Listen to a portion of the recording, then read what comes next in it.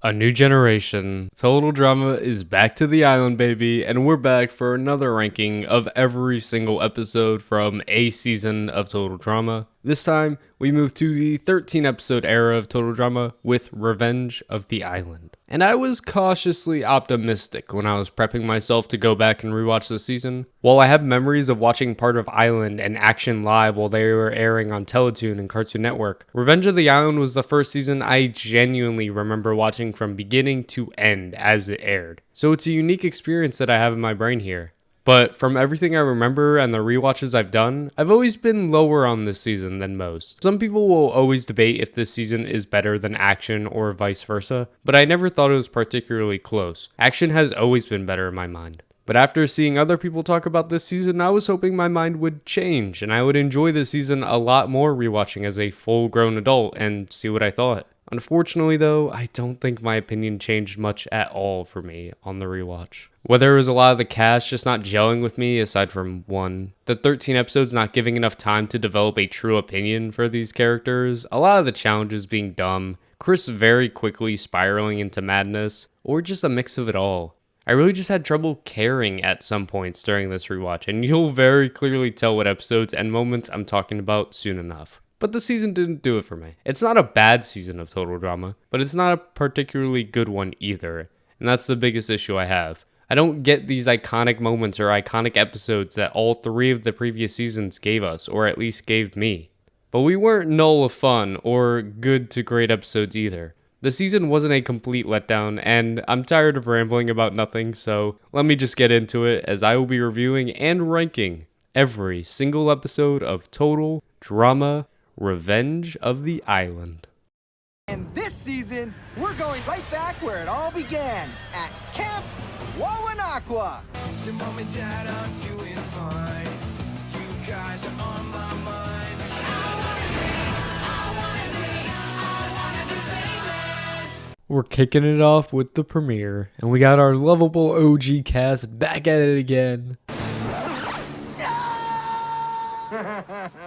No. Ah, damn, never mind. It's a whole new cast. I don't really care enough to reveal the whole cast. The clear standouts from initial introductions are Mike and Zoe, who in like 0.25 seconds are clearly showing that they're going to be the showmans of the season. They didn't even remotely hide it. On. Your aura is exceptionally purplish green. Dawn sighting. Dawn sighting. Oh my god. She is an icon. I'll get to her eventually. Just wait. And then we also got this. Help! Yep, that's Scott. Honestly, this one scene of the entire cast getting blown up and swimming to shore was actually some fun to me. And the episode as a whole, I think, did a pretty decent job introducing a brand new cast in only 22 minutes. People may complain because in comparison to what the first season did, where it gave 2 full episodes to introduce the cast, I think they did an admirable job on this specific scene in the water, giving us some standouts and people that you'll be keeping your eyes on. Okay, Dawn. I'll be keeping an eye out on Dawn. Right before we make teams, the cast will race through the woods to decide who the teams are. And I needed to bring this up because why in the hell did Mike and Zoe arrive back to back, and yet they did some BS thing to manufacture Mike and Zoe being on the same team? It really doesn't matter. Why couldn't they just have somebody in between them? Like, what? Whatever. And they have finally added the McLean Invincibility statue to the game. Basically, the immunity idol from Survivor added, and I hope we all know what an immunity idol is, so yeah. We got the toxic rats versus the mutant maggots, with the first challenge being a race to the cabins while riding a totem statue that also has a bomb on it that will explode. Just a classic Total Drama challenge for this new era, and yeah, these are not my favorite by a long shot. The challenge is the worst part of the episode for sure. Standout moments, or people I should say, are B for being amazing, as he always is this season. And... oh god. Oh god, the voices. They're coming. They're coming. Help. We're stuck. We're trapped. There's nothing we can do. Okay, moving on. Owen's back.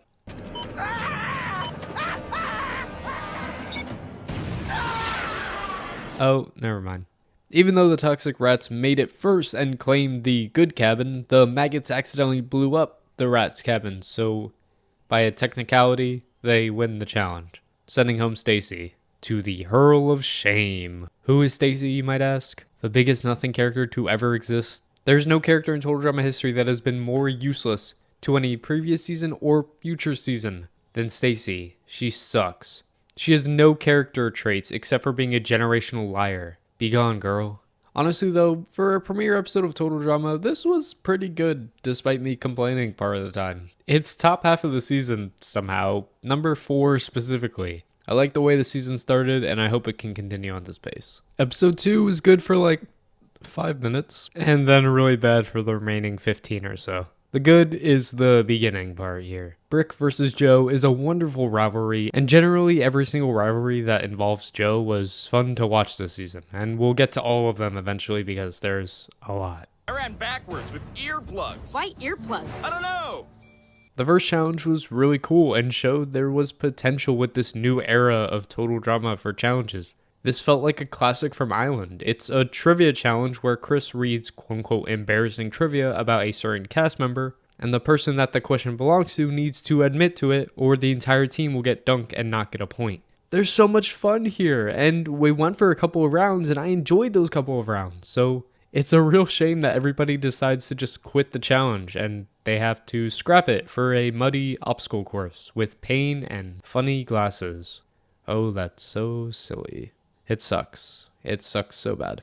Brick's March though? Brick's March doesn't suck. This is where the rest of the episode just kind of fades away into irrelevancy. I don't care about the obstacle course, the mutant maggots win the challenge, and at the vote, Scott wants Dakota out, and Dakota gets out. Standard shit, really boring. The episode just tanks, and when there was some genuine promise in the premiere, they fell back into their trap of just slapstick that I'm sure 80% of the people watching really don't care about. It's nearly at the bottom, barely surviving that dreaded fate of being the worst episode of the season.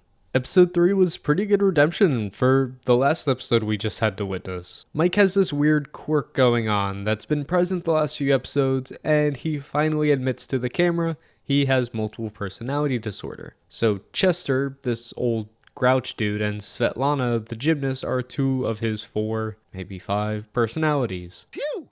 Thanks, creepy girl. For what? You're safe now, little one. The first part of the challenge doesn't do much for me aside from Dawn being perfect, and B once again coming up with a master plan and winning part 1 of the challenge for the rats, leading us into part 2 of the challenge where it's an icy capture the flag course. Either take down the other team's ice fort or capture the flag. Either one of those things will win you the challenge. Scott is obviously our villain here. I hope you guys have noticed that by now. Obviously you've seen the season, so yeah. But he's a very flawed villain, which is unique. He makes a lot of mistakes. He's not smooth or clean with his maneuvers most of the time, honestly. And I can't tell if I like him more as a villain that's flawed or like him less, because how does this guy not get caught sooner? It's a little frustrating seeing all the shit he does just go unnoticed by most of the cast. Wouldn't you know it though, B and Dawn are completely carrying the second part of the challenge too. Half this cast is giving us nothing 3 episodes in. You gotta pick it up. We can't be talking about the same people all the time. I didn't know you were a beetle whisperer.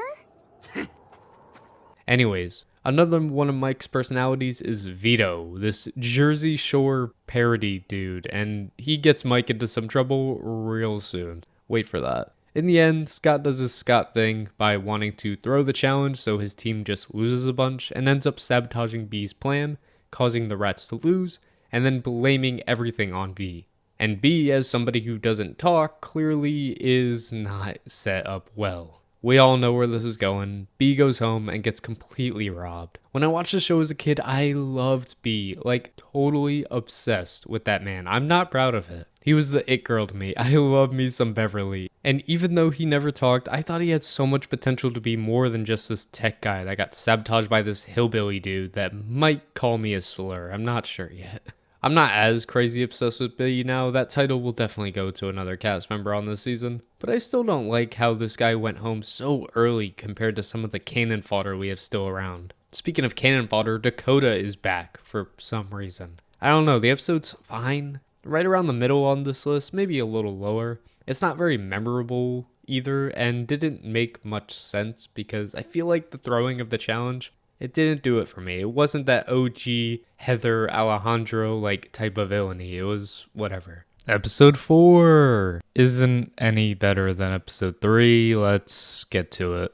A nighttime challenge, which is fun and creates a new atmosphere for the campers, except for Brick. Not that guy. The challenge requires the cast to retrieve different clues throughout the forest while avoiding a mutated spider thing trying to capture all of them. Kind of like a watered down version of the IC London challenge in World Tour, a really watered down version of it.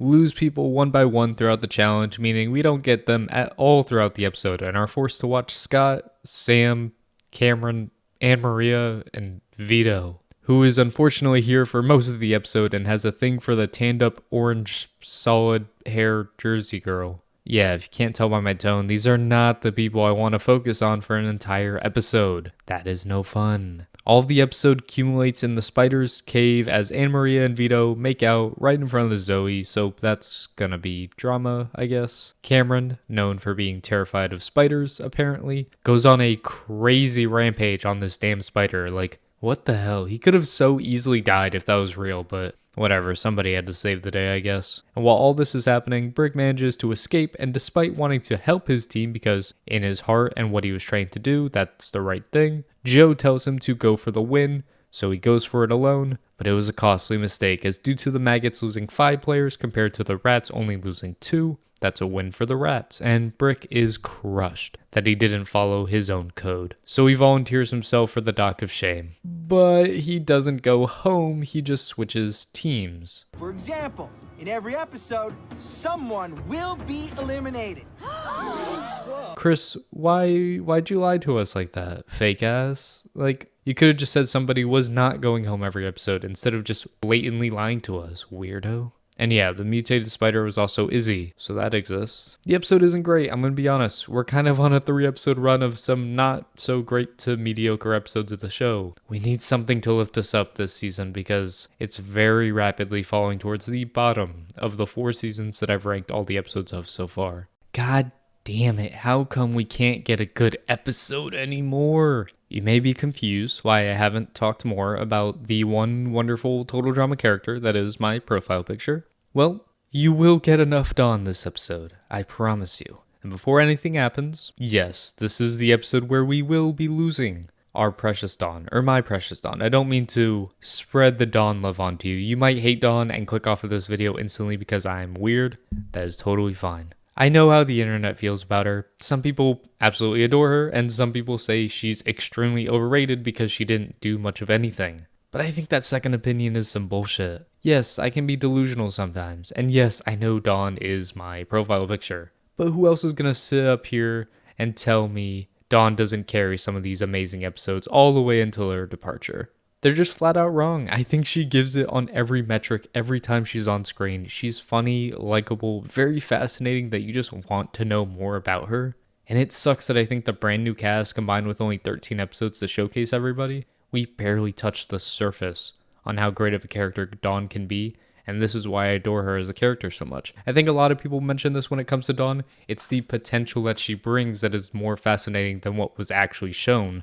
And the people who say she's overrated are only looking at what is shown to us. And I think both points are very valid. On to the episode, we do have a lot of Scott to deal with, my mortal enemy, but we'll get to that, as he gets ready to put together another sabotage plan. People keep losing their things all episode, and it's very obvious Scott is the one that took it, even though the episode doesn't actually tell us that. As for the challenge, we get a water challenge thing, so that's pretty cool. Mike and Zoe exist and are trying to settle their issues with the whole Mike having other personality, and that personality completely sabotaging his chances with Zoe by making out with a whole nother woman.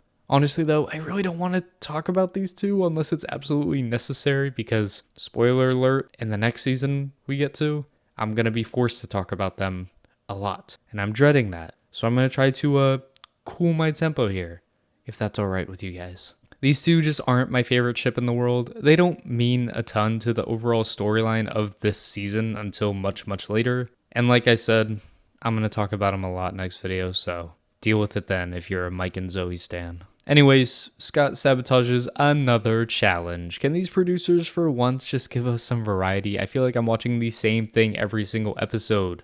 The rats go out in the lead for the challenge. Scott has some overall sabotage plan. Mike and Zoe have this little quirk thing in their relationship. And then Scott sabotages the challenge and the rats lose. It happens every time. The maggots win, so let's see what Scott cooks up this time.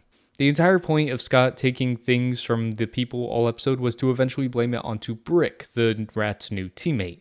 But Dawn is a girl boss icon, and is the first person in the entire show that realizes Scott is a bad dude, and so obviously through this challenge and so many other challenges. But then Scott literally listens in on her confessional. A confessional. The whole point of a confessional is to be private. That is where you have a safe space to talk about whatever you want. And because he heard that she was onto his bullshit, he turns it on to Dawn, saying that Dawn is too big of a threat for him, and he's scared of independent women apparently, so he pins all of the stealing things onto Dawn, promptly giving Dawn the forever title as robbed Gita Otis. This is tragic. My literal profile picture of this YouTube channel has made it 5 episodes into my first ever chance, and probably only ever chance, to talk about her on a genuine season of a show that I love so much. We all know I love Dawn. She's amazing. And I can't stress it enough how much potential I feel we lost on this season as a whole because of how early Dawn was taken out for whatever reason. Kind of like with the bee thing, there are so many people who are just cannon fodder who have not been taken out yet. Why is Sam still here? Why is Anne Maria still here? Why is Dakota still here for some reason? There are just people here who just don't have anything to do with the season or the storyline. And yet someone like Dawn, who is pretty integral and kind of like the protagonist to Scott's antagonist behavior, just gets thrown away, tossed to the wayside. There was so much potential for a Scott versus Dawn rivalry throughout the entire season, and they threw it away the first opportunity they could. I think this season absolutely is harmed by that. That is not just pure bias on my hand. I understand that there's bias in there because I love Dawn so much, but I think objectively this season could have been so much better if they organized and ordered who gets eliminated when and kept Dawn in to be a major character in the season. It's so disappointing. I'm gonna make a tier list eventually and give my full opinion on her then, but for now, Scott, you're gonna pay for this shit. And the worst part about this whole thing isn't even Dawn going out, it's that the episode wasn't even good when Dawn went out. It's a bottom 3 placement on the whole season. We are just being starved of good content, and I really, really hope something can come out of this season because it's leaving a bitter taste in my mouth.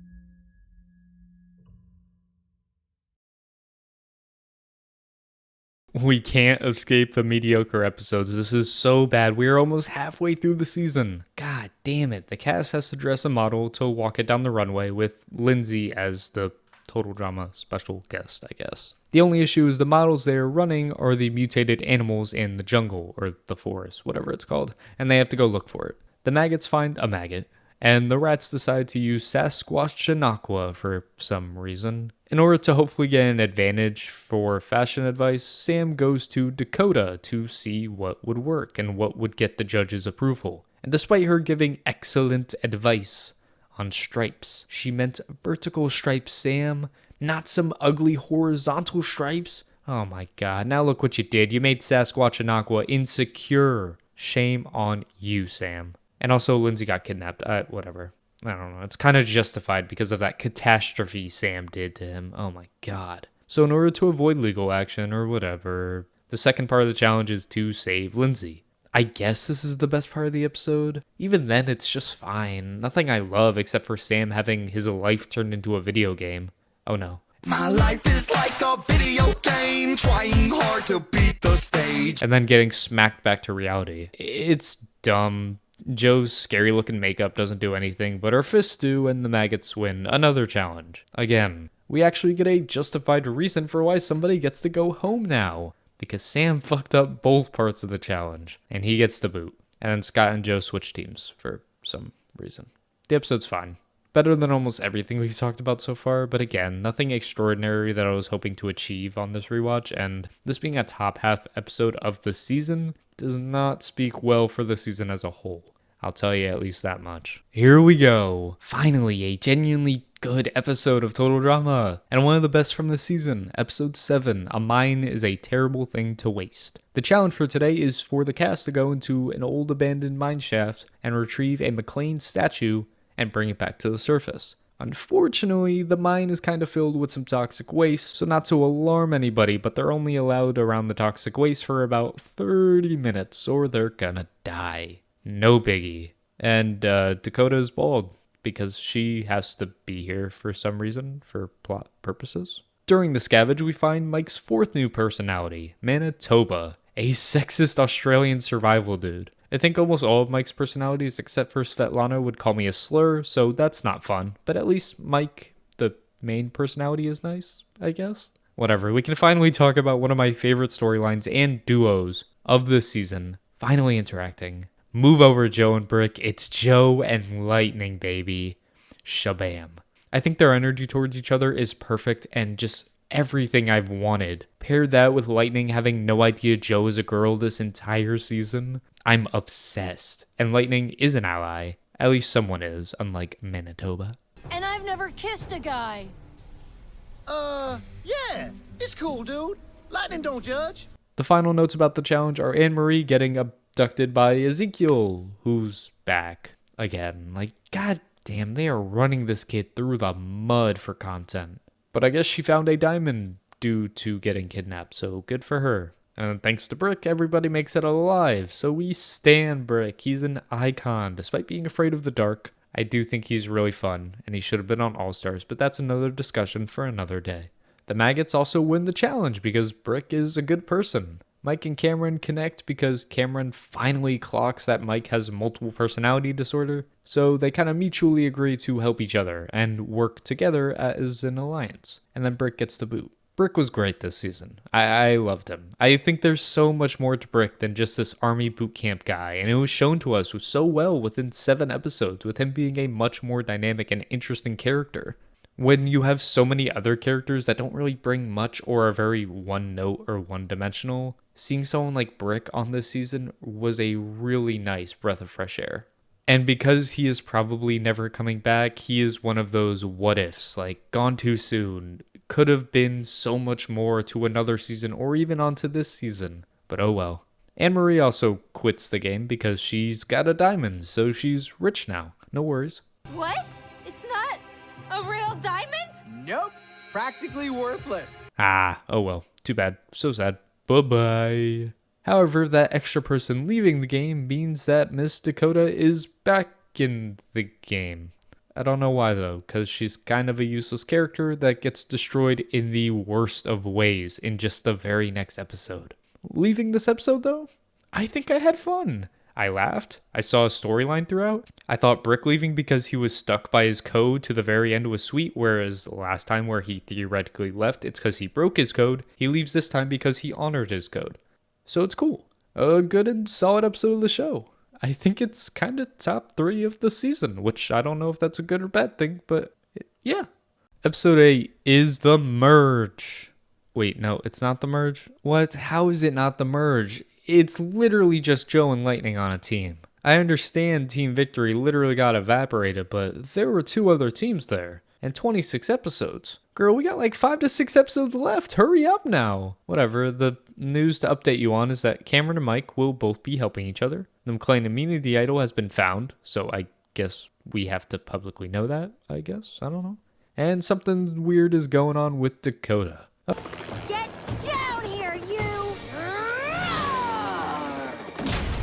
Okay, she's just a full-blown monster. Alright, cool, whatever. The second part of the challenge is the teams having to search for Gwen and Sam, who are both back, and are also both buried alive. Sure. The episode throughout isn't bad from here on out, because I enjoy some of the plot and the development it makes, which doesn't happen this season very often. For example, Scott on his new team wants to try and work with Zoe, so he reveals to her that he has the invincibility statue, building up some trust even though Cameron and Mike on the other side are still very anti-Scott, so Scott needs that number in Zoe. Shit, I guess that's the only thing that happens, because the rats won the challenge because Scott threw it again. This guy's been watching too many videos about the intentional mat sing. I hope people understood that reference. But the big T will be surrounding our boy Scott again, because Scott has been noticing for a while Cameron and Mike are a little too buddy-buddy and discussing things. So thanks to some manipulation and Cameron's big mouth, Cameron leaks to Scott that Mike has multiple personality disorder.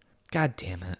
Even at the vote, Scott gets a majority of the votes. But the invincibility statue comes in mighty handy, saves Scott, and sends home Dakota, who was literally a gimmick the entire season. She was not meant to be taken seriously, and that is so dumb, especially because it's 8 episodes into it. She got voted out twice. Why should I care? She's a monster now. The episode is better than most of the other ones, unfortunately, and will make it onto the top 5 because I think it has something. Not much else, but at least it adds something. It's merge day. It's merge day. We finally made it to the merge with literally like 5 episodes left. That is delusional, but at least we're here. And this is a very infamous episode of the season, maybe the most infamous. And I think despite a lot of the questionable things that occur, it's at least memorable with some really good moments. And that's light years above what most of the season has offered me. So let's get into it. Duncan is the OG cast member brought back for this challenge, and he instantly runs away, which is kind of hilarious. Regardless, the challenge today is to drive go-karts around the island and along the way, tag 3 different monuments. The first to tag all 3 monuments will not only win invincibility, but has the sole vote to kick anybody off that they want from the show. I guess that's one way to push the agenda the story writers want, but that's none of my business. There are, I would say, 3 different parts to this episode.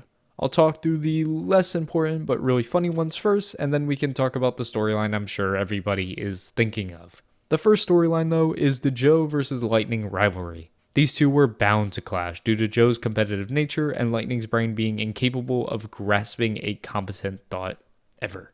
It's a match made for a rivalry, and they just fight each other the entire time, to the point where Lightning, when he thought he won, was getting ready to send Joe home. They're such a good duo. The second storyline doesn't actually surround any of the campers. It will be about Chef. Chef is amazing, and we don't get many more great Chef moments in the show moving forward, so we need to appreciate these when we get them, let alone a whole storyline this episode. Because Chris just doesn't care about Chef and messes with his stuff a lot. Chef is ready for payback, so he decides to add a 4th checkpoint that doesn't actually exist. Chris's new statue that he just got built, Mount Chrismore, which is just his head. It's iconic, and I love the panic of Chris when he realizes that everybody is racing to Mount Chrismore, and then blaming it on Duncan only for his face to still get ruined. It's so great. I love Chef so much, and the storyline was probably my favorite part of the episode, and a big reason it's very high on my list. But now we have to talk about the most infamous storyline of the episode, the Mike and Scott debacle, with Zoe also being there. Because Scott now knows about Mike's multiple personality disorder, he decides instead of being a reasonable human being, he's going to blackmail Mike to do whatever he wants all episode. Otherwise, he will be leaking his disorder to Zoe, which is terrible on so many levels. Forcing him to do all this terrible stuff, dragging him through the challenges. And finally, when Mike gets a mind of his own, Scott brings out Vito and manipulates his personality to take him to the finish line, and then knocks him out. Like, what? That can't be allowed. It's so terrible. My least favorite part of the episode for sure. However, this terrible action and behavior by Scott can lead to a cute moment of the episode where Mike fights back against his multiple personalities and finally takes full control again, and then tells Zoe that he has multiple personality disorder. Yeah, I know. Cameron just told me. Sorry! Oh, god damn it, Cameron. It's a cute moment. I really enjoy this, and I think overall I love how supportive Zoe is. I love that these two are together, so I can at least appreciate that. With the challenge, lightning comes out of nowhere, somehow draws a lightning bolt in the air. I'm not going to question the physics on that. Wins the challenge, and now he gets to vote out Joe. Except he doesn't, because the 4th landmark was a fake. So the real winner is the first person to tag the 3rd landmark, which is Scott. And wouldn't you know it, with the sole power to do whatever he wants, Scott reigns on the parade of Mike and Zoe by eliminating Mike. Because obviously, Scott is a very evil person. That's the episode. There's a massive dark stain on this episode just watching Mike get beat down time after time after time, just to get a win at the very end, and then get eliminated less than a minute later. Everything else was a lot of fun though. The challenge was really cool. I love the chef revenge arc and Duncan being there. And we don't have any more Mike and Zoe content, who aren't my favorite characters by a long shot. So when you look at it, this is a pretty good episode. At least when it comes to this season. It'll be number 2 on the list, and we can finally get to some impactful and decent episodes now that everybody is merged together. Episode 10, we're into the double digits, and again, we got a pretty good episode. And that might be selling this one short, actually. I really enjoyed this episode from start to finish. And it might just be thanks to an icon of the franchise. Heather's back, and Heather will always be a star on our television screens. When it comes to the challenge, it was a little boring in itself. Each camper has to create a different flying machine and complete an obstacle course. But when Heather comes and hijacks the blimp from Chris and Chef to steal the $1 million and his jemmies... My jammies? I've got you, my preciouses! Oh, it's on like Donkey Kong, and the challenge is to now take down Heather, and it's such a fun series of events. We have this new rivalry of Joe versus Cameron, because Lightning is kind of useless to Joe now. Joe goes to Cameron to try and manipulate him and use him. Cameron is a big boy and sabotages Joe, which is just so satisfying. I love Joe this season. She's a massive highlight of the show to me. Heather, of course, shines in every single one of her scenes because she's absolutely justified in grabbing that $1 million that she deserved from last season. What is wrong with you? You're crazy. Zoe getting her revenge on Scott finally, and all of this for Cameron to be the one to take down Heather and winning immunity. And the vote out was so much fun because Joe gets taken out in what I believe was a 2-to-1-to-1-to-1 vote. So take that, Survivor 45, Revenge of the Island did it first. And possibly the best part of the entire episode is Joe revealing to Lightning that she's a girl. But you're an idiot. You couldn't even tell I was a girl. You're what? All of this was so great. It's an excellent episode of Total Drama, I'm going to be honest. Unfortunately, it's kind of the only good episode in the entire season, but I enjoyed it. And I'm willing to appreciate it because it was very hard to come by and might be very hard to come by within the next few seasons. It can compete against some of the other great episodes from other seasons, and that's such a good thing. It's going to be number 1, not even close. Let's move on. We go from the best episode of the season to... okay, not the worst. It's just a fine episode.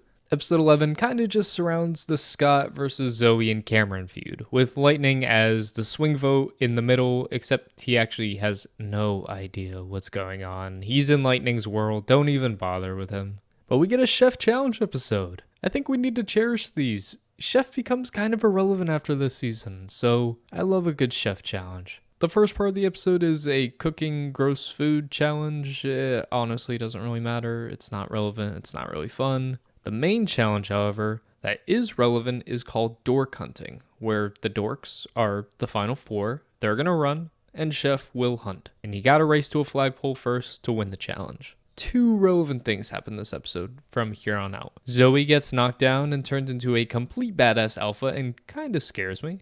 But this is the most personality she's shown in 11 episodes, so who am I to complain? And then when Lightning is about to win immunity at the very end, Cameron's master plan of riding Lightning, respectfully, of course, earns him immunity.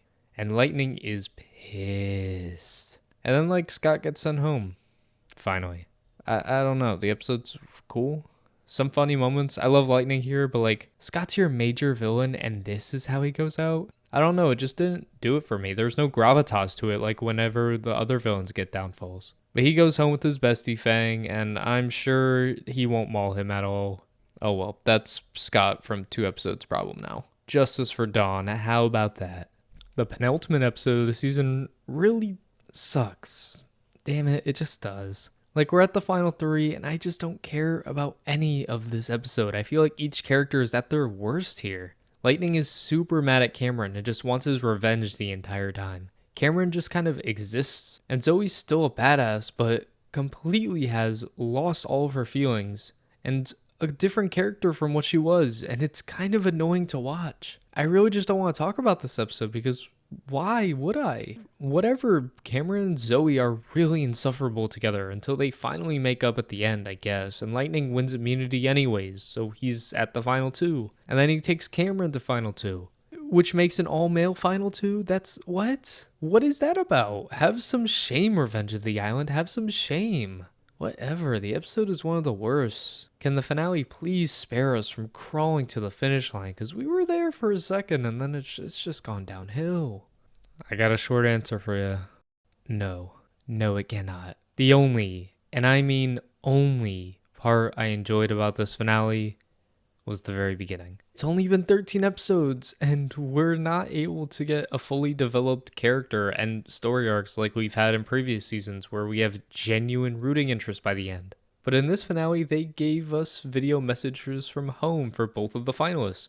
And it kind of adds stakes and the most drama we've had in the entire season so far. Cameron's mom tells him that if he doesn't win the $1 million, they're going to have to deflate his bubble that he's lived in for 16 years, which is tragic, so it adds incentive and makes you want to root for Cameron. However, the main thing I want to talk about is Lightning here. His dad had bet on all of his championship rings that Lightning would win the show, so if he loses, his dad loses his championship rings. However, the bigger factor that you can clearly see is how much Lightning looks up to his dad, how important he is to him, and how his dad didn't even face him or talk to him. There's a lot of deeper layers that we can obviously go into here, but it is a cartoon. I don't want to turn this video into a 3-hour therapy session, but I hope you can see the levels that we're going at here, and it makes Lightning feel more human. He's not just shabamming everywhere, he's an actual person who is doing this for his dad.